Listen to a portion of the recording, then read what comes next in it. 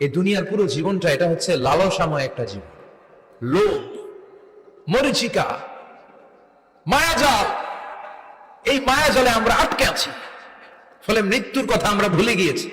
পাগলের মতো ছুটছি, আরো টাকা লাগবে, আরো খ্যাতি লাগবে, আরো যশ লাগবে, আরো দাপট লাগবে। আমার এত টাকা দিয়ে কি হবে? এত সম্পদ দিয়ে কি হবে? এত ব্যস্ততা দিয়ে কি হবে তোমার? স্টপ, থামুন, অনেক হয়েছে। আম্মা থামুন, take a rest, take a breath and think about death. Think that you have to go back to your Lord. একটু বসেন না, একটু ভাবেন যে আমাকে চলে যেতে হবে, চলে যেতে হবে। এই কোলাহল, এই ব্যস্ততা, এগুলো থাকবে, থাকবো না আমি। সাইয়েদনা ওমর ফারুক বলেছেন, মুতু ক্বাবলা আন তামুতু, মরার আগে একবার মরো। হাসিবু ক্বাবলা আন তুহাসাবু আলাইকুম, তোমার হিসাব নেওয়ার আগে তুমি একবার নিজের হিসাবটা করো না। কাগজ বের করে একটু লিখো না, কি কি ভালো কাজ করছিলা, যেগুলো দিয়ে নাজাতের ওসিলা হতে পারে। 1 2 3, আর কি কি আকাম কুকাম করছো দেখো না, লিখে দেখো তোমার অবস্থাটা কি। মরার আগে একবার মরো। মরার আগে খাটের মধ্যে শুয়ে শটান করে চোখ বন্ধ করে একবার মরার ভান করে দেখেন কেমন লাগে। চোখটা বন্ধ করেন আর ভাবেন আপনি নাই, কি কি হতে পারে ভাবেন। আপনার ছেলে মেয়েরা কান্না জুড়ে দিবে, আপনার প্রাণের স্ত্রী বিলাপ শুরু করে দিবে, বন্ধু বান্ধবের চিৎকার আর মাতম, স্থানীয় এলাকার মসজিদে ঘোষণা, অমুক এলাকার নিবাসী, অমুক ভাই, অমুকের ছেলে অমুক দুনিয়ায় নাই। সব আত্মীয়রা চলে আসবে, ফেসবুকে স্ট্যাটাস দেয়া হবে, সবাই সবাইকে জানাবে বিকাল 4টায় অমুক হাই স্কুল ময়দানে আপনার জানাজা। ছুটে আসবে, সবাই ছুটে আসবে আপনাকে শেষ বিদায় দিতে, গুড বাই জানানোর জন্য, আল ওয়াদা, বিদায় জানাতে আসবে সবাই। 4 তাকবীর দিয়ে আপনার জানাজা হবে, অশ্রুসিক্ত জানাজায় আপনার বিদায় হবে। কাঠের খাটিয়ার মধ্যে করে কাঁধে তুলে আপনার কবরে নেওয়া হবে। আগে থেকে খুঁড়ে রাখা কবরটার মধ্যে আপনারে বিছিয়ে দেয়া হবে, বাঁশের কচি দিয়ে তার উপরে মাটির চাপা দিয়ে সব চলে যাবে। ভাবেন না একবার চোখ বন্ধ করে, this is the circle of life, this is the nature of life. এটা সবার হবে, আমার হবে, আপনার হবে। এত মায়া, এত ভালোবাসা কই যাবে? কেউ থাকবে না, সবাই আপনার অন্ধকার কবরে রেখে দিয়ে চলে আসবে। উপরে বাঁশের কঞ্চি, তার উপরে মাটির চাপা, অন্ধকার অন্ধকার। এই অন্ধকার যেন শেষ হতে চায় না, শুধুই অন্ধকার, ঠিক কিনা? এজন্য আমাদের চলে যেতে হবে। দাদা গেল, চাচা গেল, মামা গেল, আমাদেরকেও যেতে হবে, জোরে কোন ঠিক কিনা? একদিন মাটির ভেতরে হবে ঘরে মন আমার, কেন বন্ধ দালান ঘর, প্রাণ পাখি উড়ে যাবে পিঞ্জর ছেড়ে, ধরা ধামে সবই রবে, তুমি যাবে চলে, বন্ধু বান্ধব যত, মাতা পিতা দ্বারা সুত, সবই হবে তোমার পরে, মন আমার কেন বন্ধ দালান ঘর, একদিন মাটির ভেতরে হবে ঘরে মন আমার, কেন বন্ধ দালান ঘর, ঠিক কিনা? সব করে থাকবে, চলে যেতে হবে আমাদেরকে। এজন্য আখিরাতের কথা যেন আমাদের স্মরণ হয়। বিশ্বনবী বলতেন, নাহাইতুকুমান জিয়ারাতিল কবুর, আমি তোমাদেরকে কবর জিয়ারত করতে আগে নিষেধ করতাম, কিন্তু এখন নিষেধাজ্ঞা প্রত্যাহার করে নিলাম। এখন সব সময় তোমরা কবরের সামনে যাবা আর জিয়ারত করবা। কবরস্থানে জানতো বড়ুয়া কৃষ্ণপুরের এই গ্রামের কবরস্থান আছে কোন দিকে? পূর্ব দিকে আছে, গোখরার জলের দিকে। যান আপনারা, একটু যাবেন, একটু গেলে আখিরাতের কথাটা স্মরণ হবে। ওখানে ছোট শিশুরা শুয়ে আছে, কিশোর যুবকরা আছে, আপনার মতো তাগড়া যুবক, মুরব্বীরা আছে। এরা এই এলাকায় থাকতো, এরা আকাশ থেকে নেমে আসে না, এই এলাকার সন্তান, আজ নাই। একটা সার্টেন পিরিয়ড শেষে আপনিও থাকবেন না। This is the nature of life, this is the circle of life. ছোট্ট শিশু হয়ে এসেছিলেন, শৈশব, কৈশোর, যৌবন, প্রৌঢ়ত্ব। আগে ছিলেন সিঙ্গেল, বিয়ে করে হয়ে গেলেন ডবল। এরপরে আল্লাহ আপনাকে একটা মেয়ে দিল, এরপরে মেয়েকে বিয়ে দিয়ে শ্বশুর হলেন, এরপরে ওই মেয়ের ঘরে সন্তান হতে নানা হলেন। আর কতদিন? অনেক দিন হলো তো, অনেক লম্বা সময় পেয়েছেন আপনি। Think about death. এবার যাওয়ার কথা ভাবেন, আখিরাতের সামানের কথা ভাবেন, ফিরে যেতে হবে। কি শক্তিশালী যুবক, বার্ধক্য চলে আসলে লাঠি ছাড়া চলতে পারে না। কুচকুচে কালো দাড়ি সাদা হয়ে যায়, দাড়ির শুভ্রতা, বয়সের ভার, রং ধরা যৌবন জং ধরে শেষ, ঠিক কিনা? This is the circle of life. যুবক ভাই, এটাই জীবন, চলে যেতে হবে, কেউ থাকতে পারবে না, ঠিক কিনা? এটা রিমাইন্ডার আল্লাহ এই সূরার ভেতরে দিয়েছে যে তোমাদেরকে ফিরে যেতে হবে। এই লোভ লালসা ছেড়ে দাও।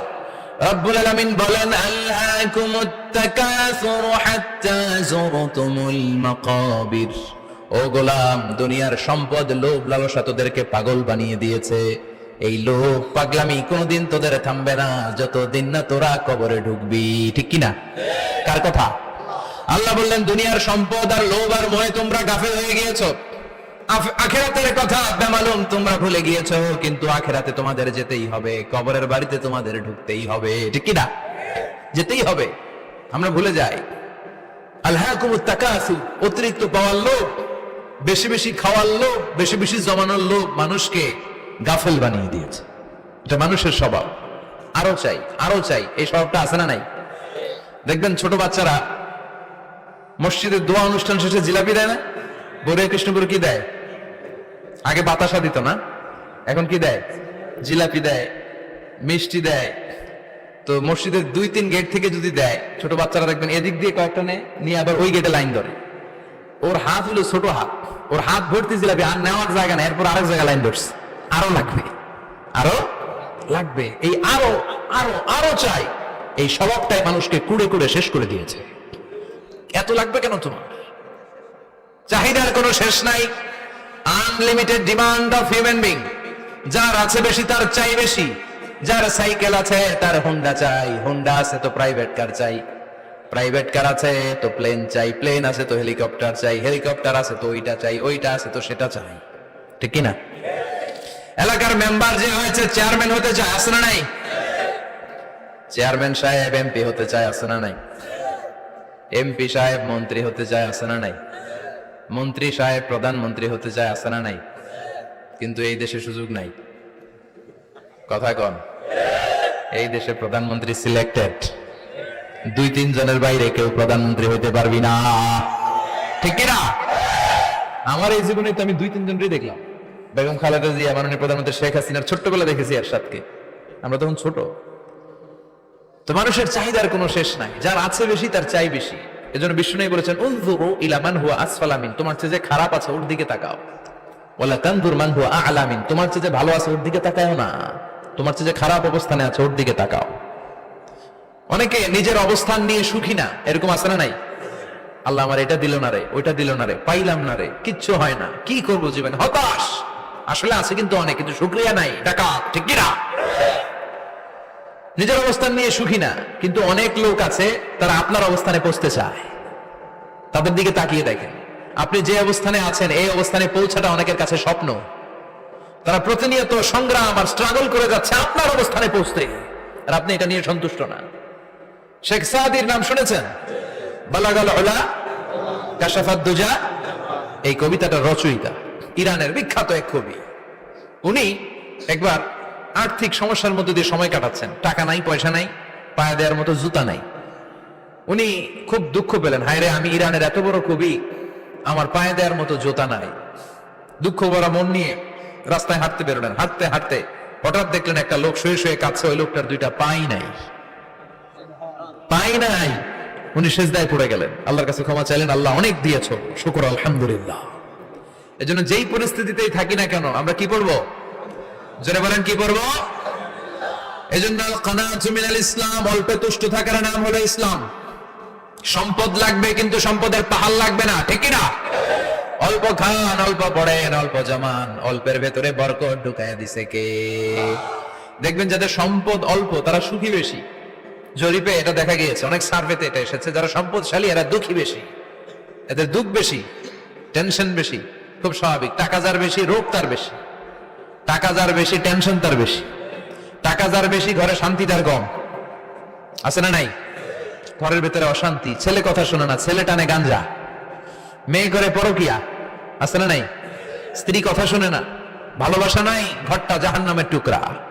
রোগ বালাই, এক একটা হসপিটাল বিল পরিশোধ করতে মাসে 5 লাখ 10 লাখ। আছে না নাই?